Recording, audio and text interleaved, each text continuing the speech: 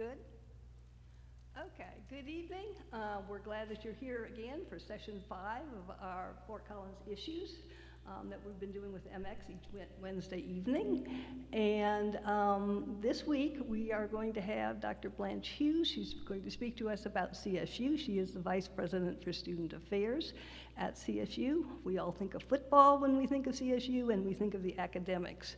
But with over 20,000 students, CSU is bigger than many of the small towns in Colorado. And so there's a lot of other things that go on. And she's going to talk to us about a side to CSU that we may not think about in terms of addressing the needs of the various students who attend CSU. So I'm going to let her introduce herself a little bit more fully, and I'm going to turn it over right now to Dr. Blanche Hughes. Thank you. Okay, thank you.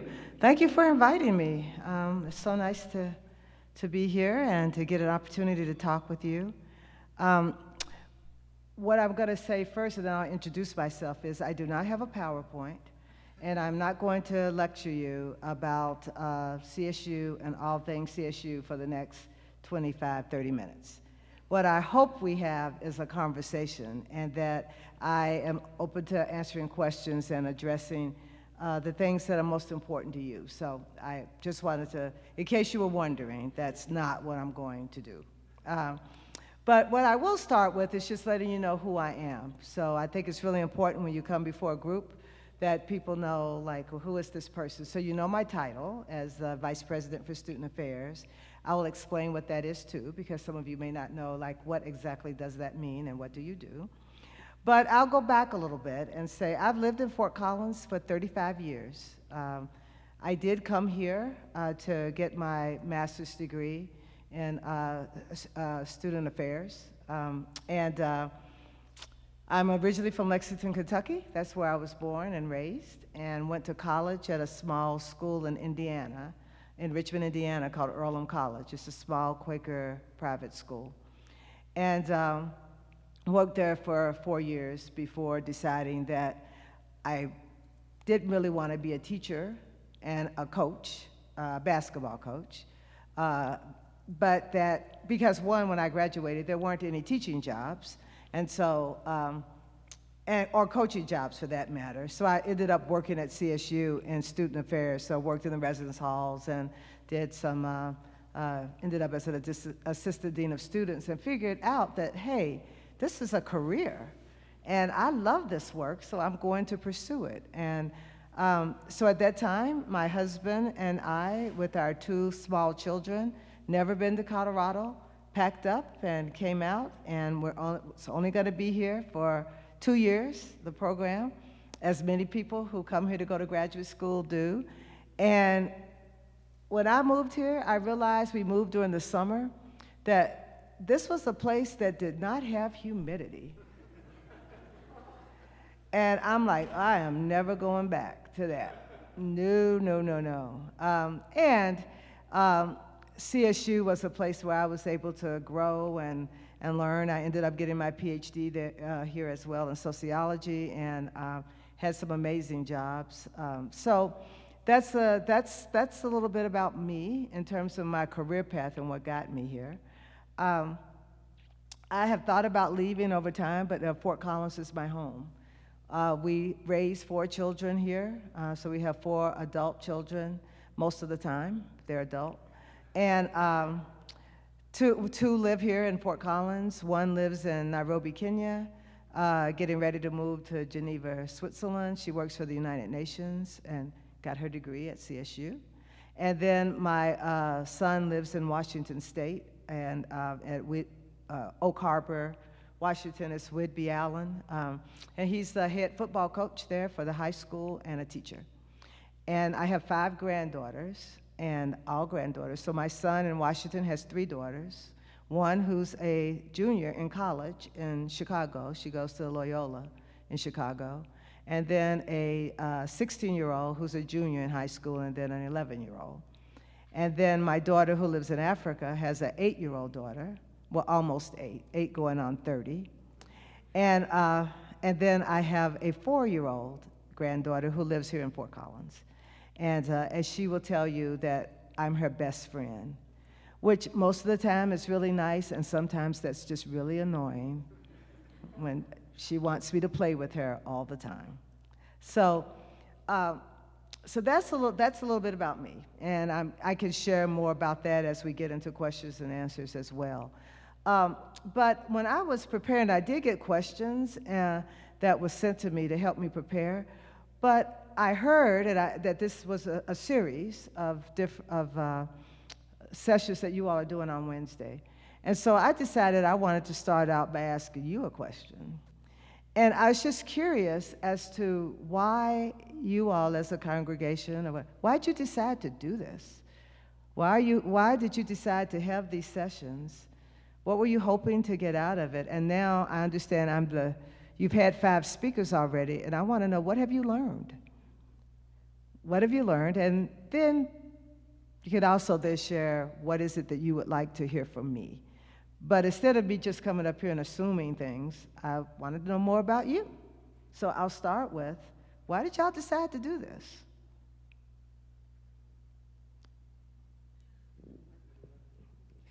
I think our church has been considering, well, we considered last year, the session did, which is our governing body, an initiative from the Presbyterian Church denomination called Matthew 25, which looks at social issues. And we decided last spring that we would spend another year kind of thinking about it, but we would start working ahead toward things like awareness. And in that discussion, I think we realized that there are a lot of issues. Fort Collins is a great place to live, but I too love the lack of humidity. But there are a lot of little underlying issues that people may not even realize are there that are affecting people's lives negatively. And so we put this together. We do a Wednesday night in the fall MX experience every year. A couple of years ago, we did creation care, and we've done interfaith sorts of ecumenical another year. But this year we're doing basically social issues, and so that's where we're here right now. So you want to add something, Corey? No? Okay. All right. Well, thank you. David?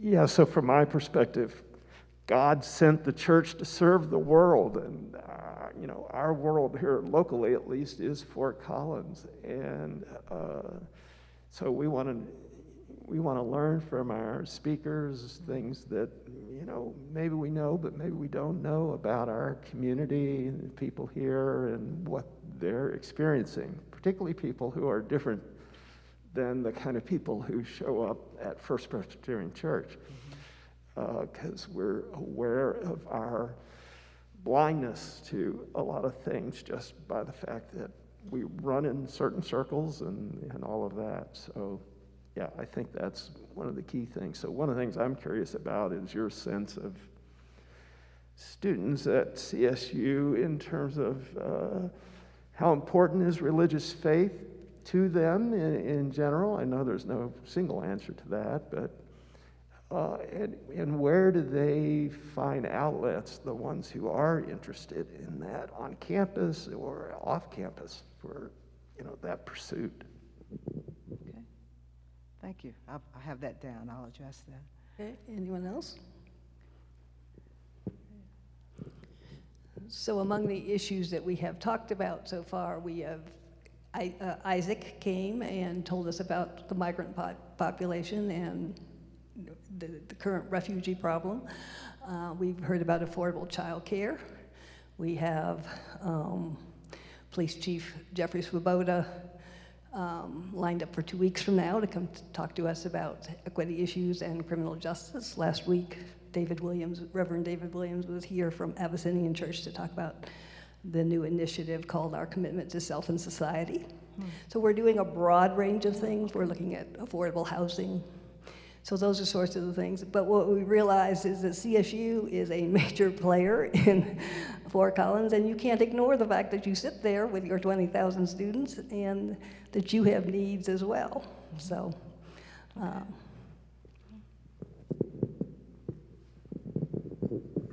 I'll add a question.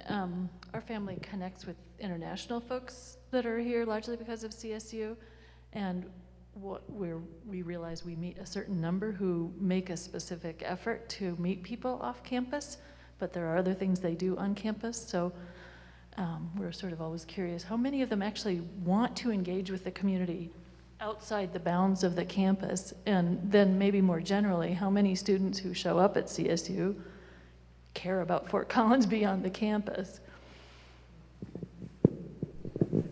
Okay. And I think we also realize that you have a much more diverse population in a sense than broader Fort Collins, and that presents special challenges as well that we're interested in knowing how you meet. Okay.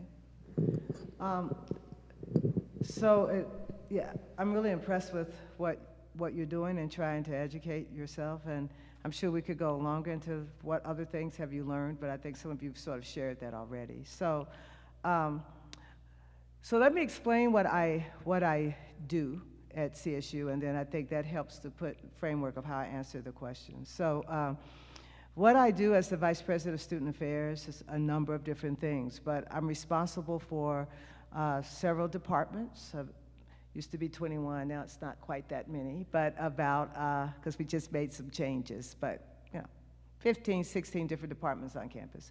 But if you think about what are the areas of the university that work with students outside of the classroom, specifically outside of the formal classroom, because we also teach, but so you think about housing, residence halls, the student center, the rec center, the health center, cultural resource centers, a career center, all those kinds of things that work directly with helping students to be successful in the classroom, but also to build a more holistic experience so that when they graduate, they not only are prepared academically for their careers, for whatever they've chosen to do, but they're also prepared to be adults, global citizens, as we say, ready to go out and make a difference in the world. That's what I hope happens to them, right? And so, so we work really closely with, obviously, with academic affairs, with all parts of the university. But our goal is really trying to help students, help them to grow up, help them to build confidence, helping them to build skills, know how to be a leader, all those kinds of things. And so that's what the different areas primarily do.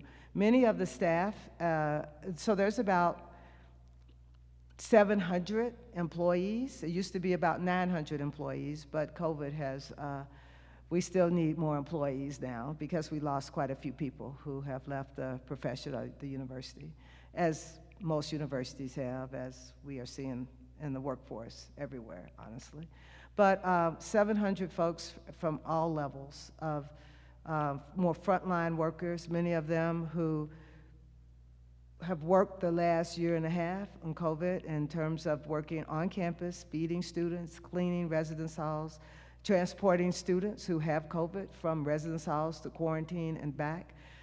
So often these are people that in our housing and dining areas that people don't often think about, that we have had people on campus throughout this whole time, even though the majority of us did work remotely. If you're gonna have students on campus, then we have to be able to feed them and take care of them. So our health center, our campus recreation center, our student center were all open during that time. In addition to all that, which takes up, a small portion of my time, I also teach, and I teach in our graduate program, in the Student Affairs program, but I also teach freshmen. I teach in a seminar for actually student athletes. And that, I just love that. I do that for fun. And when I'm grading papers at 3 in the morning, it's not so fun, but overall, it's fun. And the reason why I like to do that is because when you get into this level of administration, I got into student affairs because I love to work with students. I wanted to help students. And as you move up the ladder, you don't have as much interaction with students, although I try to do it as much as I can. You work more with staff, you get that same satisfaction for working with staff. But I still have to have that, student stuff. That's reminds me why I do what I do, and teaching freshmen in particular, because they're just a hot mess, many of them, when they first come, and especially after COVID. And I actually taught that class face-to-face last year. I was one of the few courses that I taught face-to-face with with mask and a shield, and tell them they can't get near me. And it was, but I did, because that was important. I wanted to have that connection with them. So over the years, I have great staff. I get to know students very well. And I just have to, so I don't want to end this and forget that one of my mentors, and really why I'm in this job today, is because of Grant Sherwood over there, Dr. Grant Sherwood. I know it's one of your members of your church. So I just want to say that. And that's really what's kept me at CSU, is because of the mentors and the people that helped me to see, well, you're doing this, now what else can you do, right? So how else can you contribute when I didn't think that I was ready to do that? Tony Frank is another one that is a good mentor of mine. And the students, I have mentors that have students that are now alums, and I still get mentored every day. But I just wanted to point that out because I didn't want to forget that as I'm seeing him sitting there. And his wonderful wife, Pat. We go back a long way. So to get to, maybe I'll start with this general question. What are the equity, diversity issues at CSU?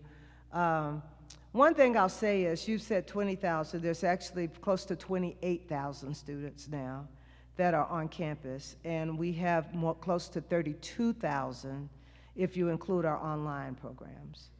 So we have grown tremendously, I'd say, in the last 20 years, right? And it used to be that most of our students came from, it is still the case that most of our students come from Colorado, but it used to be about a 80-20, 80% Colorado residents, 20% out of state. Most of our out-of-state students primarily came from California, Texas, Chicago area, Illinois, Wyoming, and then you get to the closer ones. But the three big ones has usually been Texas, California, and Illinois, which is really interesting. Part of that is because of student athletes, but just in general, I don't, it's really interesting why those areas. I think we just, from the admissions office, we just always did that. And people from California like Colorado. So that's just a good one for us. I think Boulder has the same thing. A lot of their out-of-state students come from California. So now we're about at 70-30. So we have increased the number of out-of-state students. Some of those out-of-state students included international students. Through COVID, obviously, we've lost a lot of our international students and just started to get some back as they've been allowed to come back and travel over. And I will talk more specifically about them, but I just wanted to say they're in that category. And we like to have it a few more out-of-state students because they help pay the bills. Because the state, even though we're a state-supported, supposed to be a state-supported institution, they only support us at about 10% now. And so it's tuition, and that's how we're able to keep our doors open, and philanthropy. And we still get a little bit for in-state students, but it doesn't cover the cost of their education by any means. So, so that kind of gives an overall view. We are more diverse campus in terms of our racially minoritized students, and this year we admitted about 25%, so about 1/4 of our students are students of color. When I came here in 1982, I tell the story that we moved here in June. We'd never been to Colorado. We came into Fort Collins on Mulberry, and I thought that was downtown. And my husband was very quiet as we were driving in, as we were looking around. The mountains looked pretty, but we didn't move here for the mountains because I'm not an outdoors person, so neither one of us are. We like to look at it, but I'm like, where the heck did we move? because obviously I tell students this, that was before internet, right? So you called the Chamber of Commerce, and they would send you information, about the city, because then the university pretty much only sent you information about the university. So I kind of knew that. I knew I was going to live in university housing. That was all set up for me, but I just thought, oh my goodness. And then we literally did not see any black person, except for on campus, a few on campus, but in the city for 2 weeks. I counted. And I had never experienced that. I was told before I moved here, hey, you just need to know there aren't very many black people in Fort Collins, like hardly any, and the university doesn't have that many either, and we're just very, very white, like probably 90%. And I was like, yeah, okay. I went to a predominantly white institution. I was like, I got this, that's fine. I was not prepared to move someplace where I did not even go into stores or any place and not see any person, any black person at all. And then when you did see somebody, I wanted to just stop the car and run up to them and say, hey, and I'd wave at them and all that. I still kind of do that, but we have more now, and people really look at me very strangely when I do that now. But I'm just so happy to see you. That was a different experience for us. My husband's from Newark, New Jersey, which was then and still is predominantly black. And so I had to get adjusted to that, right? I also had not had a lot of experience with other diversity besides black and white. I'm sure in Kentucky there were Asian, there were other people, but I didn't see them. All I saw was black and white. And coming here and learning more about Native American culture and Hispanic, Latinx culture, Asian, Pacific, I just thought that was the coolest thing. But the weirdest thing for me was moving someplace where I was not the most hated minority. Because I would actually have people tell me, oh, you're black. And people would stare at us. I kid you not. There were restaurant owners I got to know because we go in and they were so fascinated that there were black people that they come in and introduce themselves, sit down, eat with us. As long as I could get a discount, I was all right with that. I met a lot of people that way. But people would literally say to me, well, we don't have very many black people here, so that's kind of cool, but we hate those Mexicans. And I'll be honest with you, at first I'm like, well, I didn't like that, but I didn't quite know how to respond to that. It's like, what? Like, where's that coming from? Those were some of my early experiences.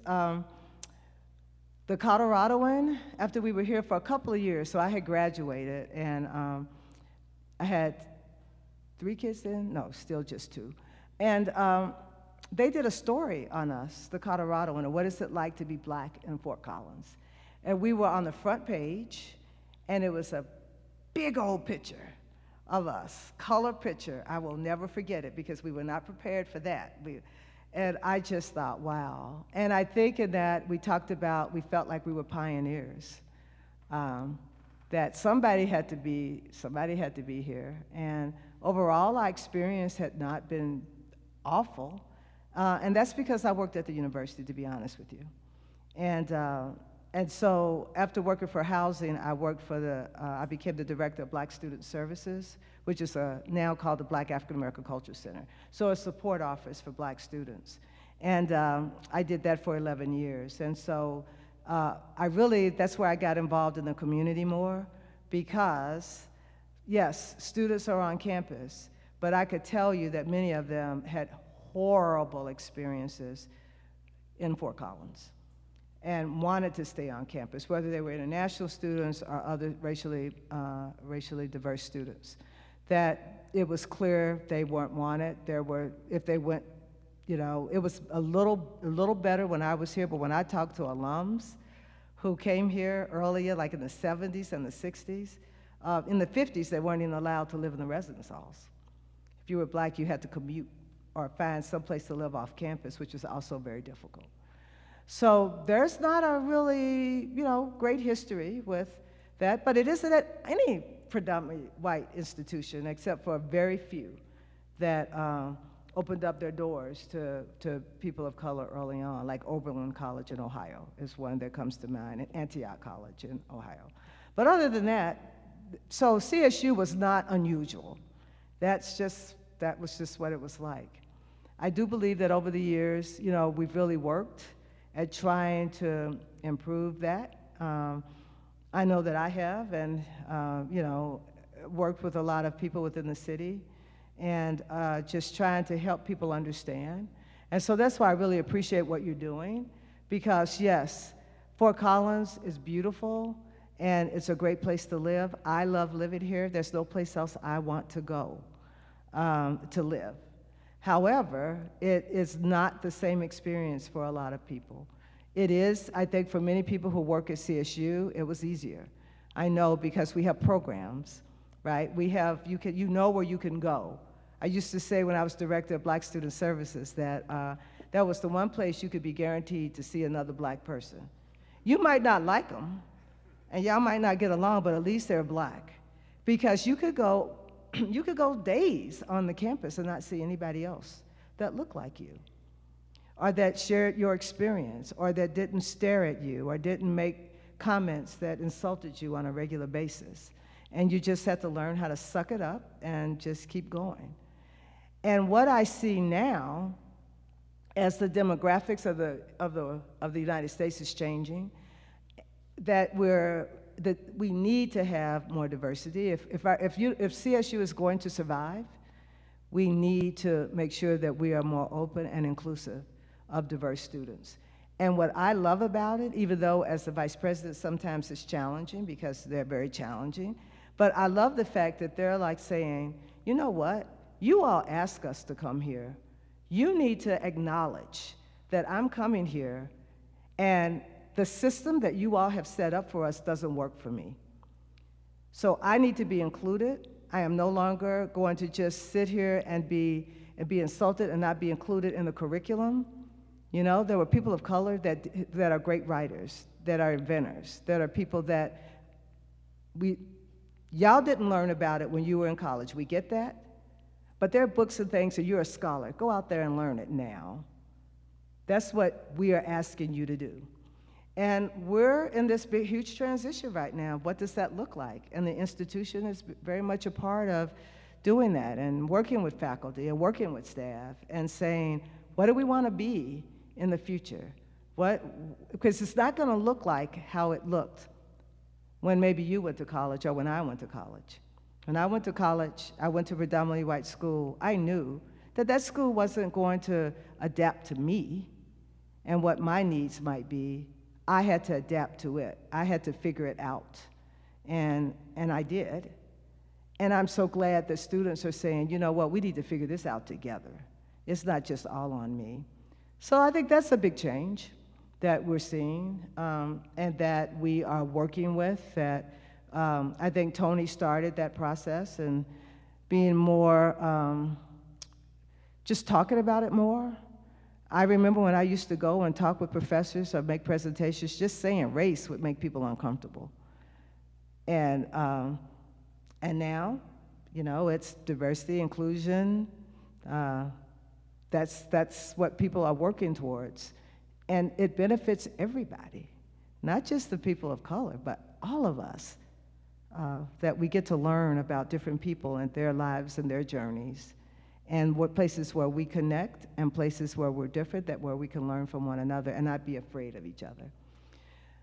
But that's a big challenge, and that's what we're trying to do. And it's great that we do it at CSU, and we've worked at that, but we know if we also don't work with Fort Collins, then that's not going to work. Students are still not going to be here. We cannot continue to recruit and retain faculty and staff that have to live in this environment. And we have lost faculty and staff who just felt like they could not live here.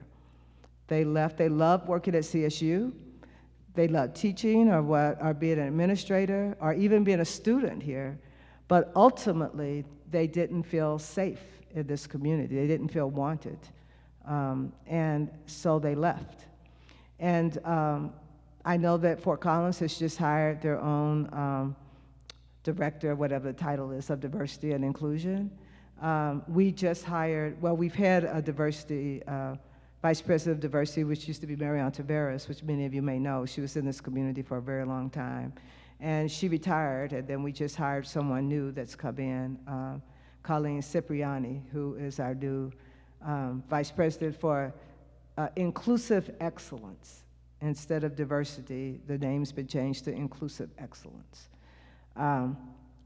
So those are some of the things that we're working on, and that it is centered in everything that we're doing. We're looking at a new courageous strategic transformation plan that President McConnell has brought in, has tried to include people from all over campus, even our donors and other people. And I know they're really wanting to look at it, how do we include the community in these conversations as well?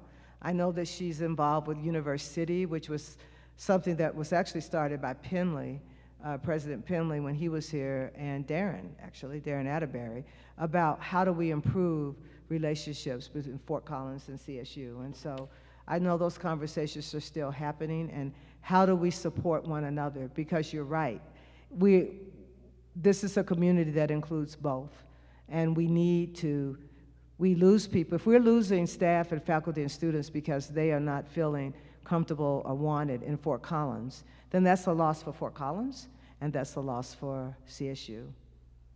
And so we're on that path. So that's kind of an overview that I would give as to where we're at. So I'll stop there to see if there's any questions about that before I answer some of the other questions, and then open it up for questions. Other questions? Anything? Okay. If you had, in terms of us, Fort Collins, if you had suggestions as to how CSU and Fort Collins could work closer together. I mean, we sit here 4 blocks off your campus, or whatever, 3-4 blocks off your campus. Do you have ideas, or recommendations that you would say, these would be steps that would help, or? Sure. And I think we've started all that, communicating with each other, kind of looking at how is it that we work together. My kids all went to the Putah School District, went through Putah School District. They were well educated, and 3 of them went to college, 3 of them have master's degrees now. They were very well prepared. A couple of them went out of state. But it was tough for them socially.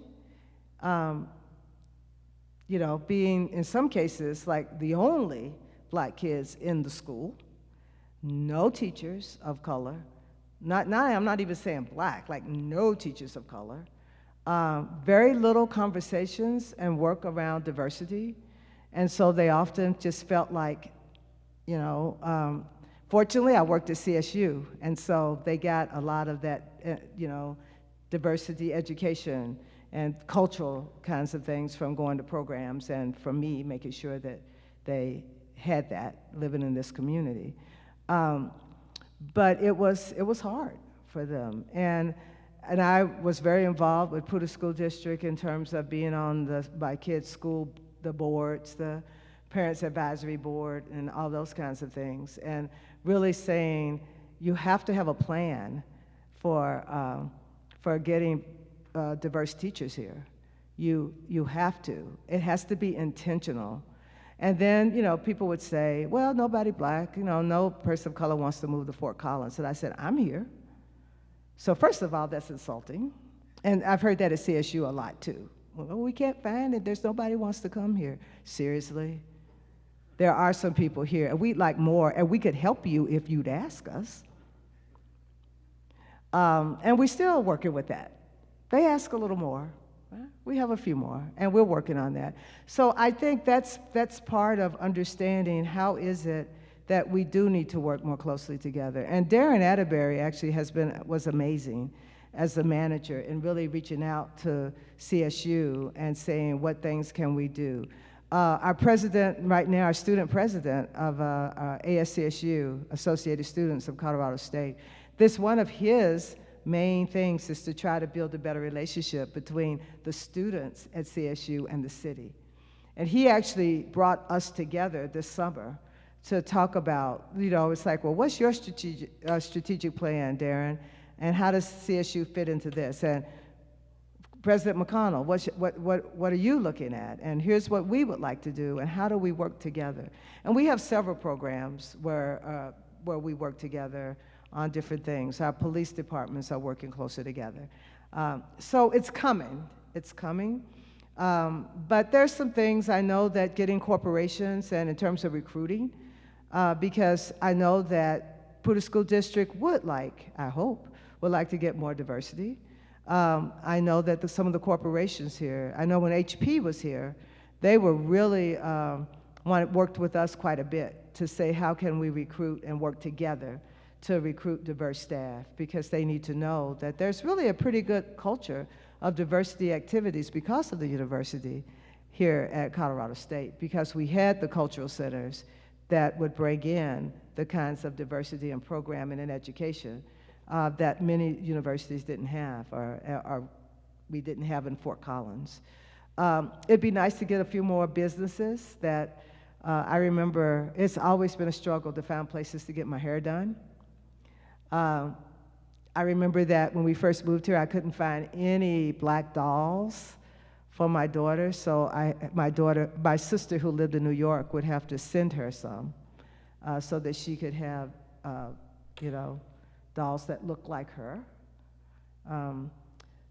So I think we just continue to work together and recognize that this is an issue. I think just you being able, what you're doing is helping along those paths, and the people you've had come in to talk with you about the needs of our students. And, I've talked a lot about our students of color, but yes, we have a large number of students who have food insecurity. That's why we have a food bank now. We just opened one up. Before we had, we always work with the food bank. That's always been a great partner for us. And there was a time when students did not want a food bank on campus. They rather work, and so what we did was food swipes.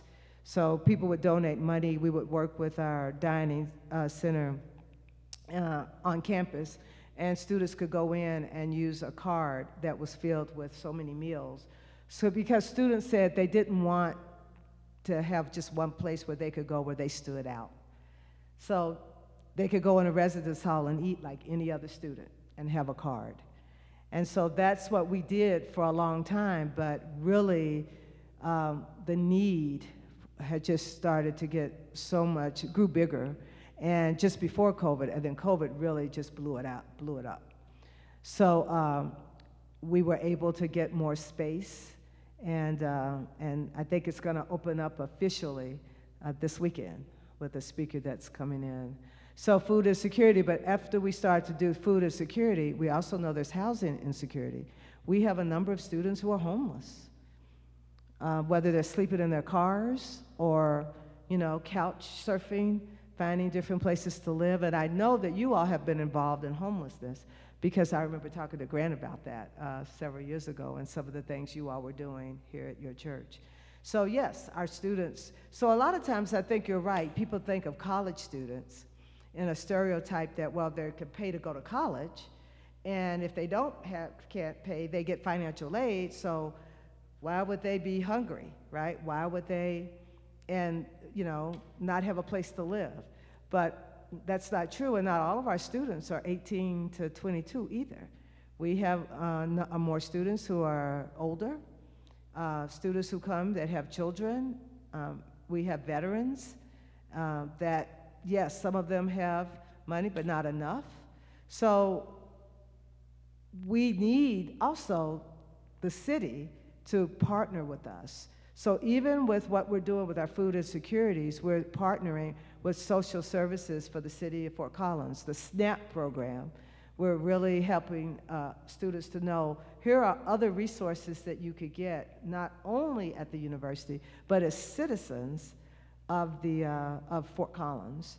Here are things that you could do, and here's how we can help you with that. And how do we work together more to make sure that we know about those resources? So, yes. I think she's coming. Is it that I should go to different black businesses, maybe a restaurant? I don't have a clue where they are. And what would be a good way? I know this is CSU, but it's sort of what you're talking about. There's a group of people. This is what's great about having more. We do have a larger black population in Fort Collins. Now, Fort Collins is also grown, right? So I don't think the percentage is still about 2%. But, you know, for me, to go into a grocery store or to just go in a restaurant and see people working there, that, you know, black people working there, I'm like, oh my gosh, this is great. And so there's a group of folks that are getting together and they're putting a list together of black businesses in Fort Collins and northern Colorado. So that would include Loveland, maybe, and probably even Greeley. And I need to check to see where they are posting that, but I know they're working with somebody in the city too. I think there's a human rights committee or something in the city, and want to connect with the new diversity person, because that's been one of the issues with Fort Collins, is that we can do things, but we didn't know who do we connect with in the city, where this was their job, their full-time job, right? It's not something that they try to figure out how to do so that we can get that information out to people. And so what I can do is I'll find out and make sure that we get that out to folks. There's not a lot, I can tell you that right now. There's not a lot. I think there's a restaurant that is owned, I heard a new restaurant's opening that's co-owned by someone black and Latinx. So they're doing it together. So people are trying and they see that there's an opportunity here. There's actually like a little cultural center in the city for kids to go to after school for tutoring and things like that, which we've never had before. But it's still so small that the word's not out of how we can grow those things. And so we can do a better job of doing that. But I'll find out and see if get that information to you. Mm-hmm.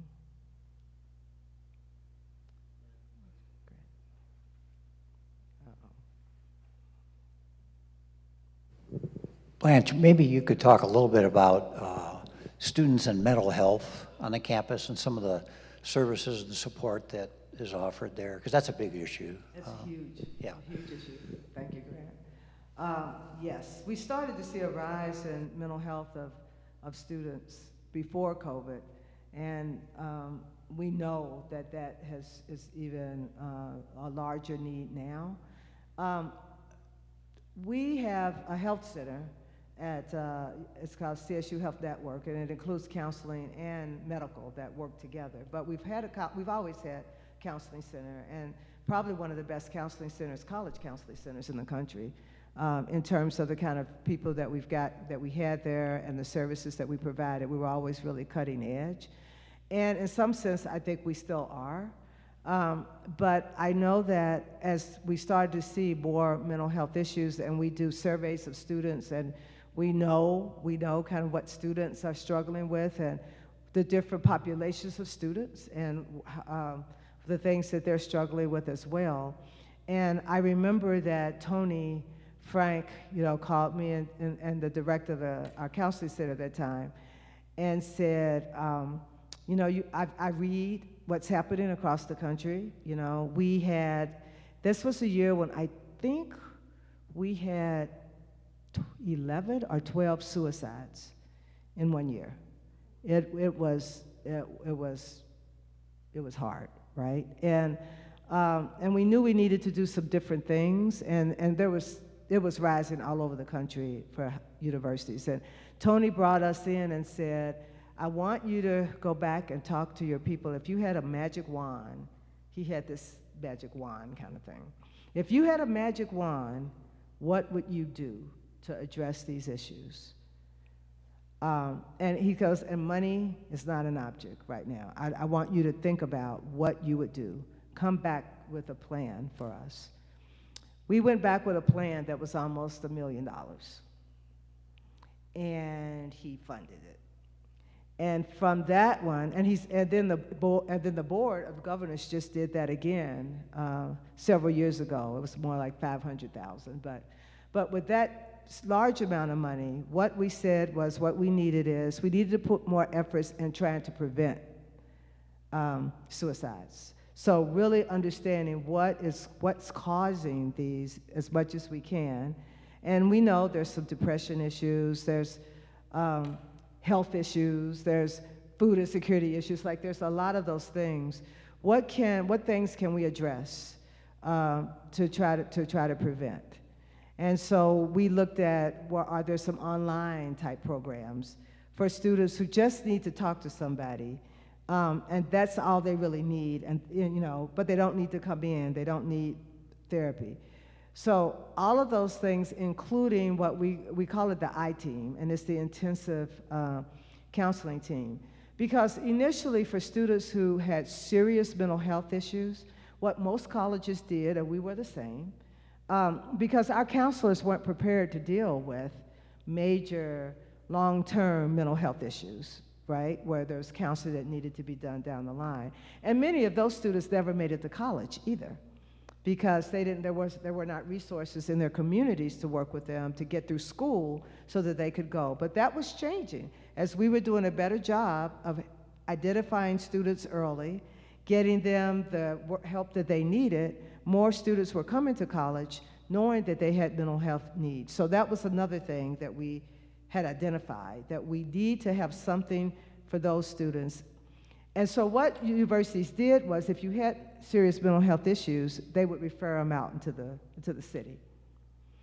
That works if you're in Chicago, New York, places where there's lots of resources.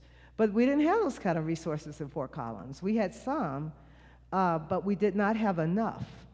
And we felt like it was not ethical to admit students who told us that they were going to need more mental health support, and then say to them, you could come here, but you know what, do the best you can to find somebody that could help you. That wasn't ethical. So we said, it's gonna be expensive, but we need to figure it out. So that's when we established what we call the intensive team. So, and we still have this. So any student, unfortunately, it's not the preventive stuff. We got a lot of stuff working here, but this is at the other end, where students are really struggling. And if they are hospitalized, then this group of psychiatrists and psychologists, as a team, will actually meet with the hospital and look at what kind of care, and before the person's released, they're meeting with the student, they're meeting with the student's parents if the student chooses to have them involved in it, and they don't even have to choose. If they get hospitalized, we contact parents. But sometimes they're helpful and sometimes they're not, right, depending on relationship. And then there's a plan before they are even let out of the hospital. And then we follow them. And if it's medication, then we help with their medications, counseling, support.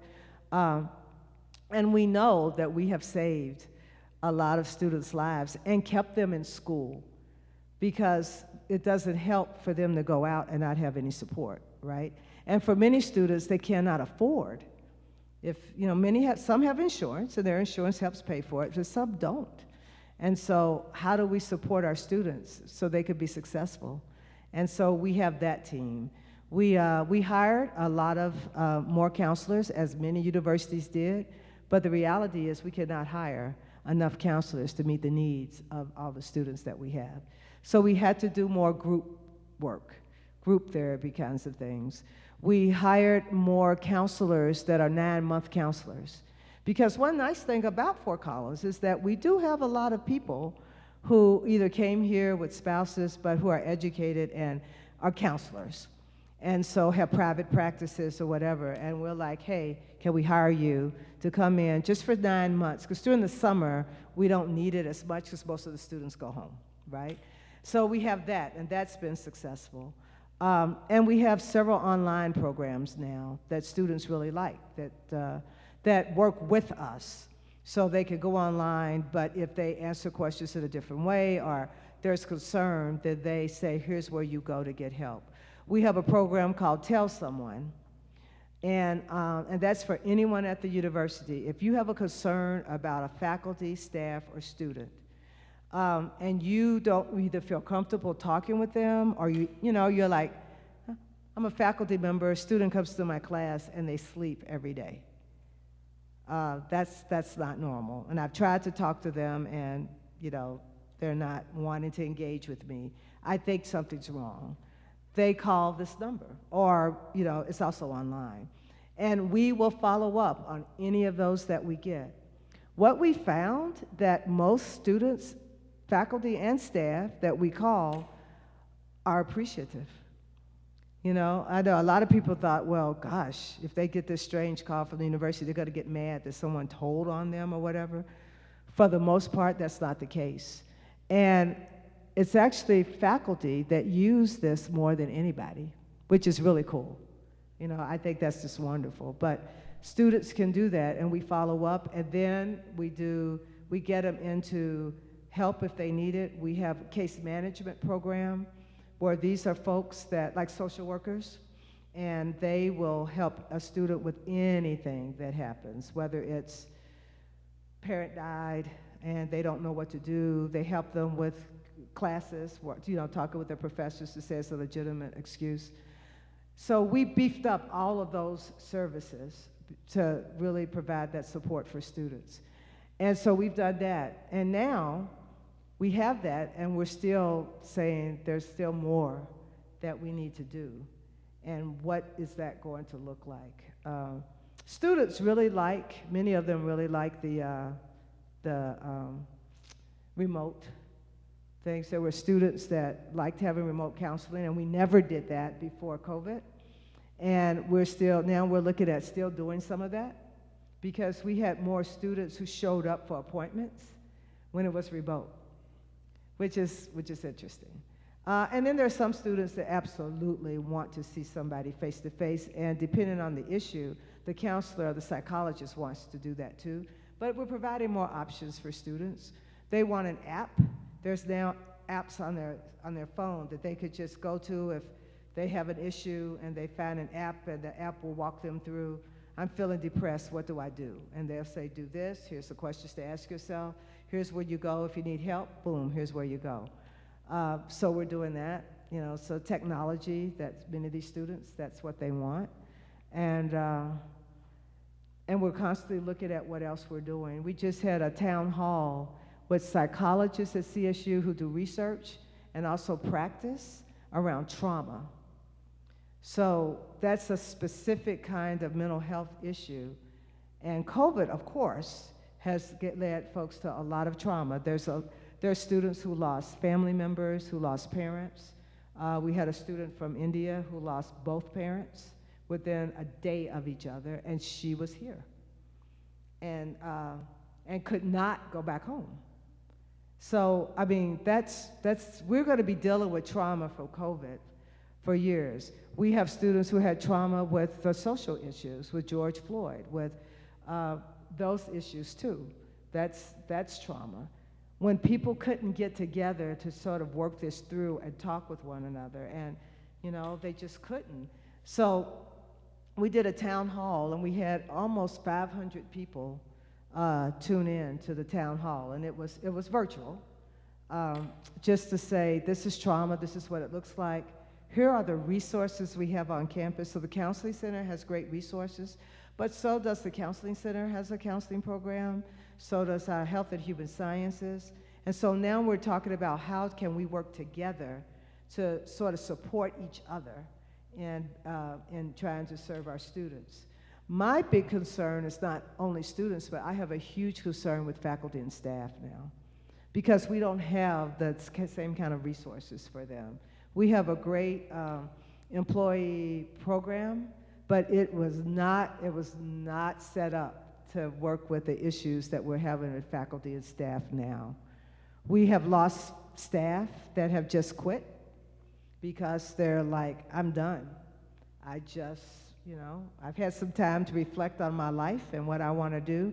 I don't want to do this kind of work anymore. I'm out of here.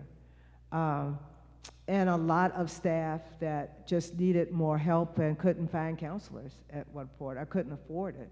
And so I know our HR department is trying to figure out how to do that, or have counselors from marginalized identities that's who some of us want and need to talk to. They can identify with some of the issues that we don't want to have to explain. There weren't any that we could find. So we're working on that, but yeah, I think we're still looking and trying to find different ways and being creative on how do we do this. But not only our students, but faculty and staff. And resources of the city, too, are in short supply. We needed psychiatrists. We haven't been able to hire psychiatrists. And gosh, are they expensive. If you have no people who are looking for a career, man, do they get paid a lot of money. And what they have to deal with, they deserve a lot of money. But we can't find any.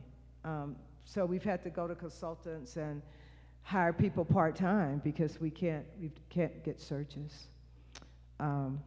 So the last thing I would just say, because I know our time is about up here, is we desperately are needing people to work at CSU at all levels. We have never, at least at the time I've been here, had this experience. We are about 100 staff down in our housing and dining. People are having to do 2 or 3 jobs and cover a couple of residence halls. We've done searches where we've had like 2 people, national searches, where we've had 2 people apply. I know, talking to my colleagues around the country, we all are dealing with this. It's not just CSU, but we are having a job fair on Monday just for students because we can't even get students to work. And some students are saying, I don't want to because I feel like I need to focus on my classes. You know, I need to figure out what this means to be back in person again and to have this experience. So we are, you know, who needs jobs, students, and we're trying to connect them. We're gonna, in a couple of weeks, probably do one for staff. And what we, you know, realize, and maybe you all can relate to this because you know people, it used to be really hard to get a job at CSU, to the point that some people just stopped applying because there just was never any jobs and you just couldn't get them. And that's at all, you know, at all levels here. And so we're working with, I forgot the name of it, but our Career Center is working with an organization here that works with trying to place people into jobs. And we're doing a job fair to help people understand, yeah, if you couldn't get a job here before, come on. We need you, we need your expertise. And everything from like chefs, right? We can't find chefs. We actually hire chefs to cook our, you know, to help manage the food, nutritionists, maintenance people, air conditioning folks. I mean, it's just a long list of different kinds of positions, and counselors. So that's one way you can help. So any last things? I know it's a little bit after 7, but I really appreciate you. I appreciate you doing this. This is important, and thank you. And if ever you want to partner on stuff, we're always willing to do that too. If you want to know if there's what is CSU, I mean, Grant, there's people, not only Grant, but I know you have other folks here that work at CSU and know context, but I'm always happy to, if I don't know, I'll find out for you who you can work with. We're always looking for partners. And right now, we all need to partner with each other more than we've ever had to before. So, thank you. Hi. Oh, hi. Nice to meet you. Oh, thank you. I should have known you were a pastor because you were very, you know, when I was talking, I was like, the pastoral nod. I like that, I know though. that. That's very reassuring. I'll take that. Well, thank you to all of you here, to those of you joining us online tonight. Thank you, Michael, for helping to coordinate our online stream. And Dr. Hughes, it's really a privilege to have you here, to have the opportunity to hear again and to know what it means to see the world through other eyes. other life experiences, other perspectives, other worldviews, and that's so critically important for us, and I'm so grateful for the witness of your life, for your leadership in our community, and for all that you do for not only people of color, but for all of us, to help us live into the world that we believe God has created us for. So thank you. Next Wednesday night, Lori Stolen, who is the Director of Behavioral Health Services for Larimer County, a great segue from all that Dr. Hughes was talking about related to mental health. She will be here with us talking about the broader lens of behavioral health services, mental health services for our region. Some of you know that we passed a major bond a couple of years ago to fund a major expansion for behavioral health services for Larimer County, and so she'll give us an update on what's happening with that, as well as just a very similar read, but from the kind of city and county level. So it'll be a really important conversation. We encourage you to come back next week and join us as well. Let's just close with a word of prayer. Gracious God, we give you thanks for friends and colleagues, for neighbors here in Fort Collins who help to remind us that your kingdom is a kingdom of all people, all races and nations, all languages and perspectives, and we're so grateful as we seek to be an open and welcoming church to partner with a campus that seeks to be inclusive as well, that recognizes diversity not as a problem to be solved, but as a strength to be celebrated. So we thank you for Dr. Hughes. We pray for her work with faculty and staff and with students, and for her colleagues. We pray for the university as it struggles this fall to find employees, to continue to help students navigating the challenges of COVID and getting back into the rhythm of studies for many of the things that they are facing that are unique in this time, just as we all are. So may your spirit of peace and comfort, of strength, and a vision of hope for who we are becoming continue to be present among us. Now keep us safe and in your care as we go from this place, and we pray all this in your name.